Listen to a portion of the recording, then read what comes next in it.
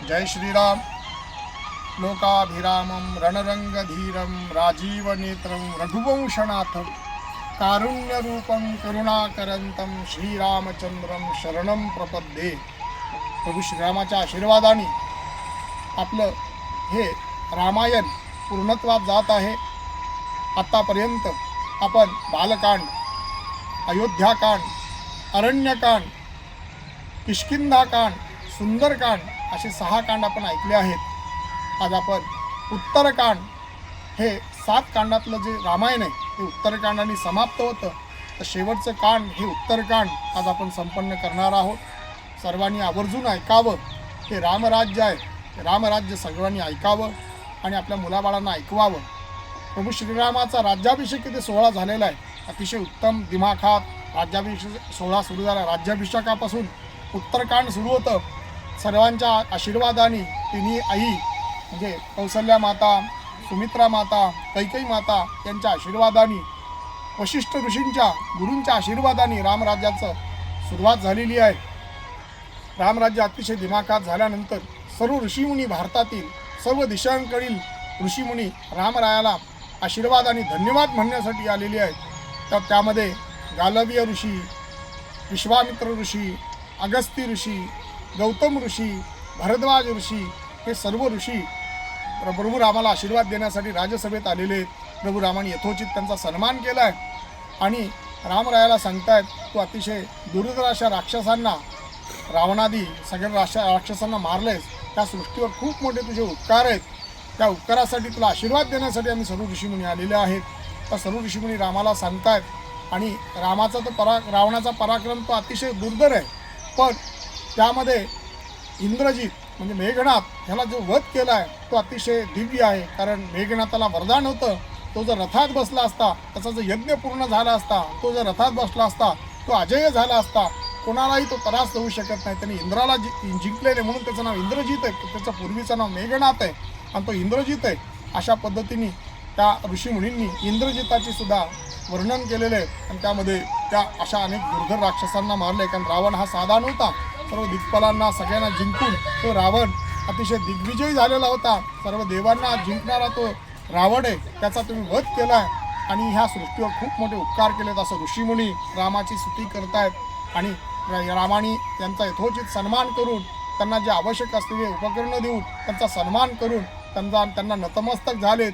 आणि त्या रामासोबत आलेले जे काही सुग्रीवादी, सगळे सुग्रीव, विभीषण, सर्व जे जामवंत, नील, नल हे सर्वजण आलेले आहेत, त्यांचा यथोचित सन्मान करून त्यांना पुन्हा राज्यामध्ये जायला सांगितलं आहे। कारण तुम्ही पूर्वी आतापासून खूप दिवस झालं तुम्ही तुमच्या राज्यापासून लांब आहात, जनता तुमची वाट पाहत आहे आणि तुम्ही सर्वांसाठी राजा जास्त दिवस त्या ह्याच्यामध्ये नसावा आणि राजा हा जनतेपासून जास्त दिवस लांब नसावा असं रामाने आज्ञा केली आणि सर्व ऋषीमुनी आपल्यासोबत आलेल्या लोकांचा रामाने यथोचित सन्मान करून त्यांना आपल्या आपल्या राज्यात जायला सांगितले आणि इकडे रामराज्य अतिशय सुरळीत सुरू झाले। सगळेजण आनंदात आहेत, अयोध्या आनंदात आहे आणि अयोध्या आनंदामध्ये मग्न असतानाच अनेक प्रकारचे राजे, ऋषीमुनी सर्वजण रामरायाला छत्रसाल होऊन म्हणजे मदतीला सगळेजण आलेले आहेत। खूप दिवस असे चालत असताना एके दिवशी रामरायाला मनात आलं की राज्यामध्ये काय चालू आहे, कोण काय विचार करते, त्याचा विचार करण्यासाठी एका दूताला पाठवले। तर सर्वजण सगळीकडे रामराया सगळं स्वतः विचारपूस करून विचारतात की जनतेला काय त्रास होते, काय लोकोपचार काय चालू आहे।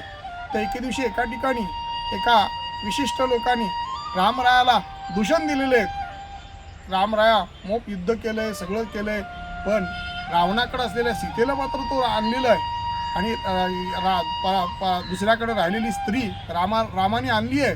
कारण जशी राजा तशी प्रजा अशा पद्धतीची भूमिका उठल्यानंतर रामरायाकडे तो निरोप घेऊन एक जण आलाय, रामराया तुमची स्तुती सगळीकडे चालू आहे, पण लोकापचार सुद्धा चालू आहे, तुमची निंदा पण थोडीशी चालू आहे। असं रामरायाला लक्षात आल्यानंतर तर रामरायाने विचारलं काय चालू आहे। तर रामरायाला सांगितलं की असं तुमच्याबद्दल विचारलं होतं की सीता ही रावणाकडे असताना तुम्ही तिला घेऊन आलाय आणि तुम्ही जशी राजा तशी प्रजा असा चर्चा चालू आहे। रामाला खूप वाईट वाटलं आणि त्यांनी लगेच तात्काळ भरत, शत्रुघ्न आणि लक्ष्मण या तिघांना बोलवले।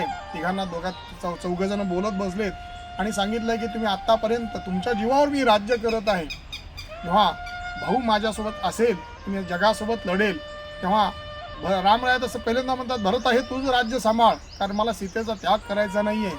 त्यावर सगळेजण तिघही तिघही चिंतित आहेत, रामरायाला का बोलवायचं आहे, का कसं आम्हाला बोलतायत, का बोलवत आहेत.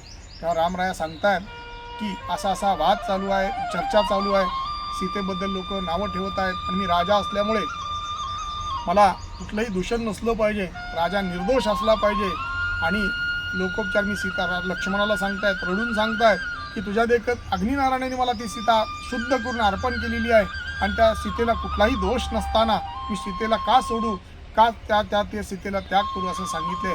तेव्हा सगळेजण रामरायाला सांगतायत, रामरायाला विनंती करतायत सीतेला त्याग न करता. पण रामराया ठाम होते आपल्या विचारावर आणि सांगितलं की तुम्ही आता तिघही माझी आज्ञा पालन करा, माझ्या आज्ञेचं पालन तुम्ही नाही केलं तर मी तुमच्यापासून लांब जाईल.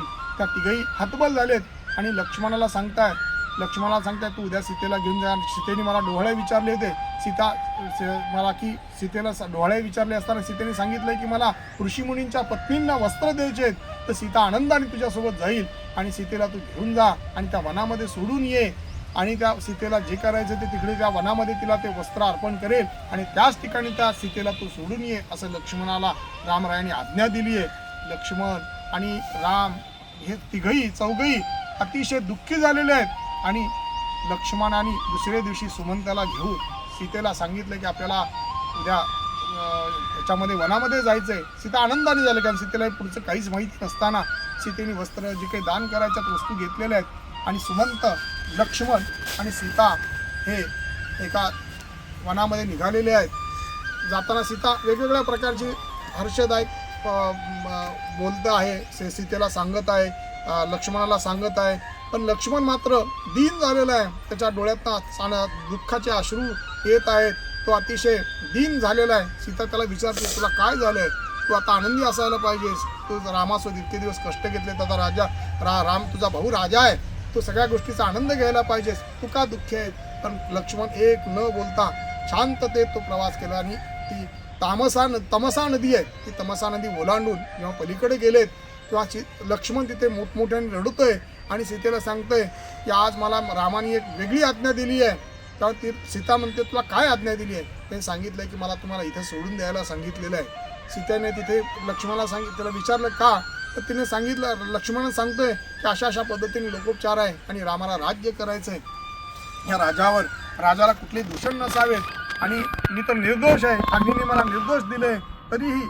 आणि सीतासुद्धा पतीची आज्ञा पाळणारी होती, तिलाही लक्षात आलं हे राजा असल्यामुळे रामाला हे करावं लागत आहे आणि कुठलाही रामाला न दोष. लक्ष्मणाला सांगितले तू रामाची आज्ञा पालन कर आणि तू इथून मला सोडून जा आणि तुझ्या पद्धतीने निघून जा, अशा पद्धतीने सीतेने सांगितलेलं आहे. आणि एक लोकोपचार आहे, त्या लोकोपचाराला पालन करण्यासाठी सीतेने सुद्धा रामाची सहाय्य केलेली आहे. आणि पत्नी खरंच अशीच असावी, आपल्या पतीला योग्य वेळेस साथ देणारी आणि किती आपल्यावर संकट आले तरी पतीला साथ देणारी सीतेसारखी पत्नी असावी. अशा पद्धतीने लक्ष्मणाने सीतेला सोडले आणि मोठ्याने रडत लक्ष्मण तमसा नदी पुन्हा वापस पार करून आपल्याकडे राज्याकडे आलेले. दोघे तिथे विचार करतायत सीता आता कुठं जाईल, काय जाईल. त्याच वेळेस तिथे वाल्मिकी ऋषींचा जवळच आश्रम असलेले दोन वाल्मिकींचे ऋषी मुलं आहेत, जे ऋषीपुत्र आहेत, तिथं आलेत आणि त्या सीतेने मोठमोठ्याने आरडा केले, कारण सीता लक्ष्मण गेल्यानंतर मोठमोठ्याने ओरडायला लागली. तिथे आजूबाजूचे पक्षीसुद्धा सीतेकडे केविलवाणे होऊन पाहायला लागलेत. आणि त्या दोन शिष्यांनी आपल्या गुरूंना सांगितलंय वाल्मिकी ऋषीला की अशा पद्धती एक स्त्री आलेली आहे, दिव्य दिसत आहे आणि ती कुठलं तरी तिला दुःख आहे, त्या दुःखाचं निवारण करण्यासाठी त्या वनामध्ये एकटी आहे. तेव्हा लगेच वाल्मिकी ऋषी काही विचार न करता लगेच त्या जिथं सीता आहे तिथे आली आहे आणि सीतेचं सांत्वन केलेलं आहे. सांगितलंय की तू इथे राहा, आता हे वन आहे, तू वनदेवी म्हणून इथे वास्तव्य कर. आणि सीतेचं नाव वनदेवी असं ठेवण्यात आले आणि त्या पद्धतीने इकडे सीता त्या वाल्मिकी ऋषींच्या आश्रमात आपला गर्भ तसाच घेऊन त्या वाल्मिकी ऋषींच्या आश्रमात गेली आहे. आणि इकडे सीतेचा इकडे वनवास पुन्हा सुरू झालेला आहे. इकडे रामराज्यामध्ये लक्ष्मण येताना सुद्धा त्यांच्या लक्षात आलं की आता तिथं दोन ऋषीपुत्र आलेले आहेत आणि त्या आश्रमात गेलेली आहे असं म्हणून ना इकडे लक्ष्मण गेलेला आहे. आणि इकडे रामाकडे सांगितलं की मी अशा पद्धतीने सोडलं आहे. तेव्हा राम हा दुःखी झालेला आहे, पण लोकांसाठी त्याने आपलं स्वतःचं दुःख बाजूला करून पुन्हा रामाच्या कार्यासाठी म्हणजे रामराज्य चालवण्यासाठी पुन्हा तत्पर झालेलं आहे. खूप दिवस चालू झाले असता इकडे एक चवन ऋषी एक आपल्या आश्रमात तिथे आलेले आहेत, रामाकडे आलेले आहेत. चवन ऋषीकडे आलेलं दुःख, चवन ऋषीला जे लवणासूर नावाच्या राक्षसांनी जो मथुरेमध्ये केलेला जो त्रास आहे तो पाहून चवन ऋषी निरोप घेऊन आलेत रामाकडे. रामरायांनी चवन ऋषींचा सन्मान केला आहे. चवन ऋषी रामाला सांगतायत की हे रामा, एक लवणासूर नावाचा राक्षस आहे, तो जनतेला खूप त्रास देते, त्याचा वध करणं निश्चित गरजेचं आहे. त्या राम लगेच सांगतात तुमची आज्ञा शिरसाबंद. आणि लगेच त्यांनी भरत, लक्ष्मण आणि शत्रुघ्न या तिघांनाही बोलवलं आहे. त्या तिघांनाही तिथे बोलून घेतलेलं आहे आणि सांगितलं आहे. भरताला सांगतात हे लवणासुराचा वध करण्यासाठी कोण जाईल. तेव्हा लगेच शत्रुघ्न पुढं आला आहे आणि सांगितलं आहे रामा, भरताला खूप त्रास झाला आहे, लक्ष्मणसुद्धा खूप बेजार झाला आहे तुमच्यासोबत, मला जायचे आहे, मी हे युद्ध करू शकतो आणि मला तुम्ही आशीर्वाद द्यावा. अशा पद्धतीने लगेच रामाने शत्रुघ्नाला आज्ञा दिली आहे आणि आपल्याजवळ असलेलं दिव्य बाण त्यांनी जे विष्णूंकडे होतं ते विष्णूंकडे असलेलं जे दिव्य बाण आहे तो बाण शत्रुघ्नाला अर्पण केलेला आहे आणि सांगितलंय हा विष्णूंनी मधुकैटवाच्या वधाच्या वश केलेला बाण आहे तो तुझ्याकडे राहू दे, ह्या बाणानेच त्या लवणासुराचा वध कर. हा लक्ष्मण निघालाय. जाताना वाल्मिकी ऋषींच्या आश्रमात गेलेत. वाल्मिकी ऋषींच्या आश्रमात जाता जाता तिथून गेलेत पण सीतेला न पाहताही त्या ठिकाणी इथे आनंद उत्सव झालेला आहे. त्या सीतेला 2 कुमार झालेले आहेत. त्या 2 कुमारांचा आणि वाल्मिकी ऋषींना माहीत होतं आणि वाल्मिकी ऋषींनी त्या शत्रुघ्नाकडनंच तो पुढचा विधी त्या जो नामकरणाचा विधी आहे त्या शत्रुघ्नाकडनंच करून घेतला आहे आणि लगेच शत्रुघ्न पुढं लवणासुराच्या वधासाठी मथुरेकडे निघाला आहे. आणि त्या मथुरेकडे असलेला तो लवणासूर आहे, जंगलामध्ये सिंहवाघ प्राण्यांना मारून आपल्या खांद्यावर टाकून तो लवणासूर वापस येत असताना त्याच ठिकाणी त्या शत्रुघ्नाने त्या लवणासुराचा वध केला. आपला ते दिव्य बाण असलेला त्या बाणाने त्या लवणासुराचा वध केला आणि ती तुझी प्रजा आहे पुन्हा आनंदी केलेली आहे.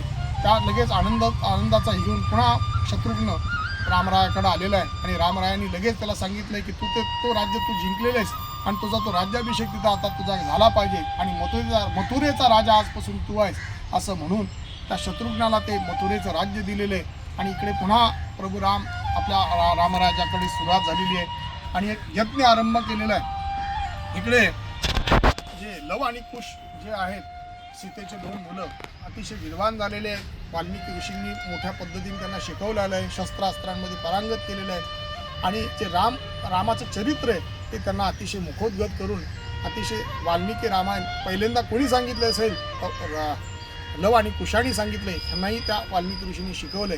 इकडे यज्ञ सुरू झाला आहे. सीतेने आणि रामराया यज्ञाचा आरंभ करतायत. सोन्याची सीता केलेली आहे. असे अनेक यज्ञ केलेले. यज्ञाचा आरंभ इकडे सुरू झाला आहे. अश्वमेध यज्ञ सुरू झाला आहे.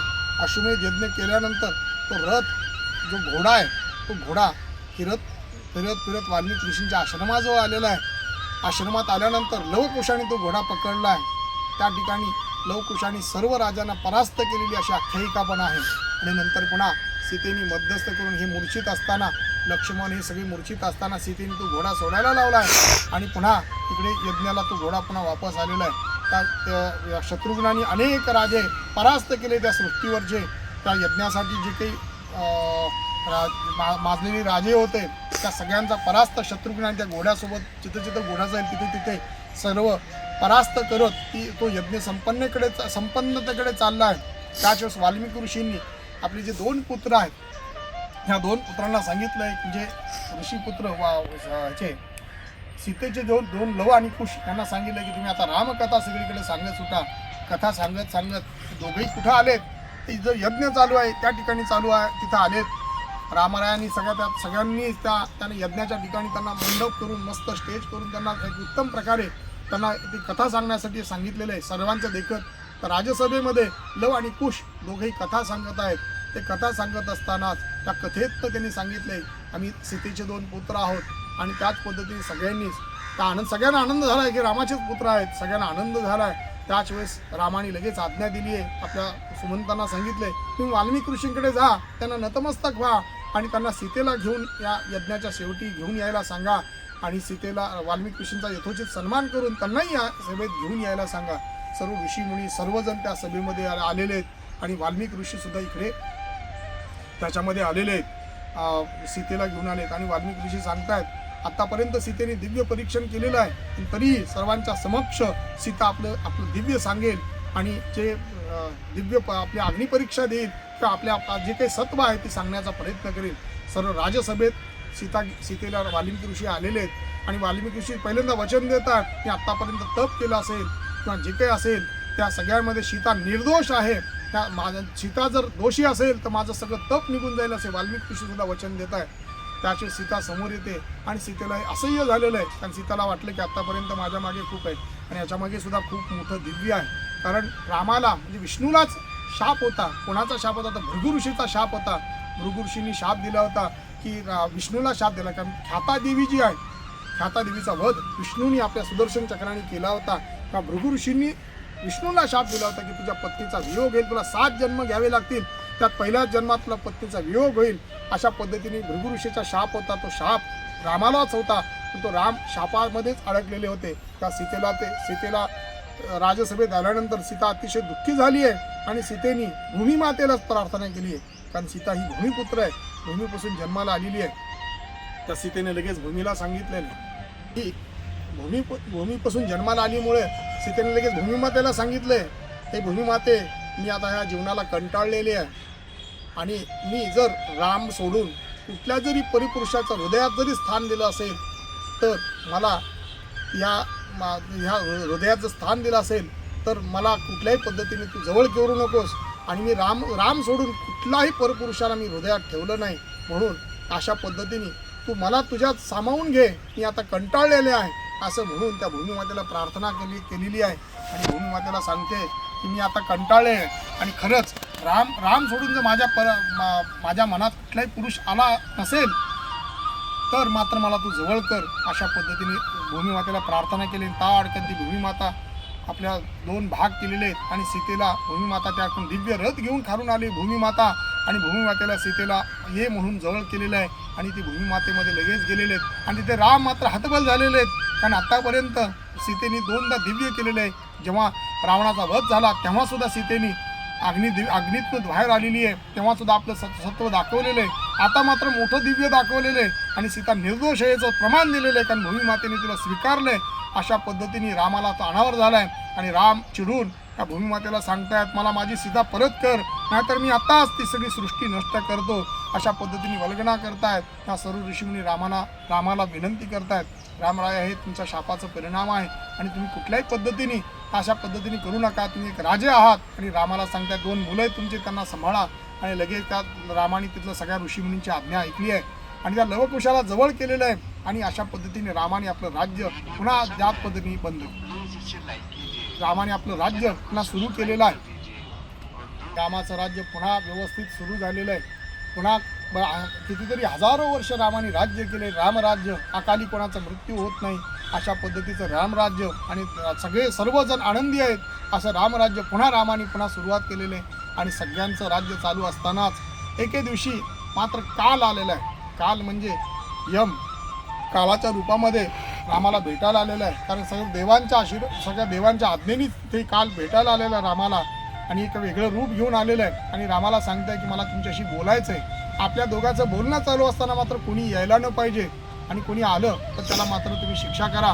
अशा पद्धतीने रामाला कालाने सांगितलंय आणि रामाने तसंच सांगितलं. आणि रामाने आपल्या महलात सांगितलं, लक्ष्मणाला सांगितलंय, आमच्या दोघांमध्ये जो येईल त्याला मृत्यूदंड मिळेल, तर कोणालाही घेऊन येऊ नको आणि कोणालाही पाठवू नको अशा पद्धतीने लक्ष्मणाला सांगितलंय. आणि दोघांची इकडे चर्चा चालू असताना तिकडे मात्र दुर्वासा ऋषी आले. तुम्हाला लगेच रामाला भेटायचं, मी असं तप करून आले, मला पटकन रामाला भेटायचं आहे असं म्हटल्यानंतर लक्ष्मण म्हणतं की असं त्यांची चर्चा चालू आहे, तुम्हाला जे पाहिजे ते मी देतो आणि तुम्ही सांगाल त्या पद्धतीने. पण दुर्वासा ऋषी मात्र राग अनावर होत आहे. तर म्हणतात नाही, मला रामालाच भेटायचं आहे. तू आता जर भेटून देत नसेल, आत्ताच मी रामाला नष्ट करतो, या अयोध्या नष्ट करतो, सगळ्यालाच नष्ट करतो आणि माझ्याकडे ते सामर्थ्य आहे. अशा पद्धतीने सांगलं की लगेच लक्ष्मणाला लक्षात आलं की दुर्वासा ऋषी काही साधे नाही आहेत आणि त्यांच्या शापाचा परिणाम आपल्याला सगळ्याला माहीत आहे. मग लक्ष्मणाने सांगितले की माझ्या एकट्यामुळे जर अयोध्या वाचत असेल तर मी पहिल्यांदा रामाकडे जातो, अयोध्येला वाचवण्याचा प्रयत्न करतो असं म्हणून दुर्वासा ऋषीला थांबवले आणि स्वतः रामाकडे पहिल्यांदा त्या दोघांची काल आणि रामाची चर्चा चालू असताना लक्ष्मण आलेत आणि लगेच तात्काळ त्या काळाने आपलं रूप बदललं आणि लगेच तात्काळ म्हणजे गुप्त झालेत. तर रामाने लगेच लक्ष्मणाने सांगितलं की दुर्वासा ऋषी आलेले आहेत आणि तुम्हाला भेटायची इच्छा व्यक्त करतायत. आणि लगेच त्या आनंद ह्याच्यामध्ये राम आलेले आहेत, बाहेर आले, दुर्वासा ऋषींची प्रार्थना करतायत, दुर्वासा ऋषी यथोचित सन्मान करतायत आणि दुर्वासा ऋषीला विचारतायत तुम्हाला काय व्हायचं. ते म्हणतात मी आता एवढं मोठं तप करून आहे, मला भूक लागली आहे आणि मला तुझ्या हाताने जेवायचं आहे अशा पद्धतीने सांगितलंय. आणि रामाने तिथेच भोजनाची व्यवस्था दुर्वासा ऋषींची केलेली. ही देवांची लीला आहे.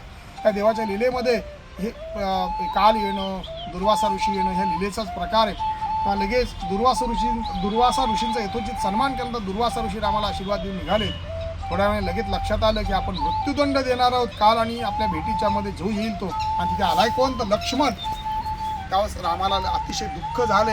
आणि दुःखाचं कारण काय तर लक्ष्मणाला आपल्याला मृत्यूदंड द्यावा लागेल अशा पद्धतीने रामाला चिंता. लक्ष्मण लगेच समोर येत आहे आणि रामाला नतमस्तक होत आहेत, सांगतायत तुम्ही माझी काळजी करू नका, मला मृत्यूदंड द्या कारण तुमचं वचन हे श्रेष्ठ आहे.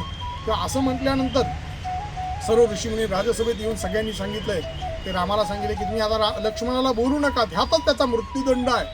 तेव्हा राम लक्ष्मणाला बोलत नाहीत. लक्ष्मण एकही दिवस रामापासून विरहित नसलेला जो लक्ष्मण आहे, 1-2 दिवस राम न बोलल्यामुळे लक्ष्मणाला खूप अनावर झाले आणि आपल्यामुळे रामाला दुःख भोगावं लागत आहे असं म्हणून ते लगेच लक्ष्मण त्या शरयू नदीच्या तीरावर गेलेत आणि आपला देह त्यांनी विसर्जित केला आणि आपलं सदेह त्यांनी ते आपला देह त्या गंगा पाण्यामध्ये सोडून आपला जे लक्ष्मणाने आपला देह त्याग केलाय.